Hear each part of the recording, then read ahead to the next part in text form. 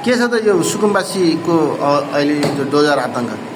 अहिले यो देशभरि सुकुम्बासीका नाममा डोजर आतङ्क चलिरहेको छ र यो आतङ्कले धेरै सुकुम्बासीहरूलाई वास्तविक सुकुम्बासीहरूलाई तनाव सिर्जना भएको छ भने केही हुकुमबासीहरूले चाहिँ जसरी चाहिँ अहिले सरकारी जग्गा चाहिँ कब्जा गरेर अथवा नियन्त्रण लिएर महलहरू ठहराएका छन् उनीहरूलाई उनीहरूको निध हराम भएको छ। तर राज्यले सुकुम्बासी समस्या समाधान गर्ने कुरा ठिक होला, तर सुकुम्बासी समस्या समाधान गर्नुभन्दा पहिला यो डोजर चलाउनुभन्दा पहिला वास्तविक सुकुम्बासीहरूको पहिचान गरेर ती वास्तविक सुकुम्बासीहरूको व्यवस्थापन गरेर जुन हुकुमबासीहरू छन् सुकुम्बासी होइनन् तर सुकुम्बासीका नाममा जग्गा अतिक्रमण गरेर महलहरू खडाएका छन् होइन, त्यस्ता व्यक्तिहरूलाई चाहिँ त्यस्ता व्यक्ति र घरहरू नियन्त्रण लिने अथवा त्यहाँ डोजर चलाउने कुरा चाहिँ उपयुक्त हुन्छ।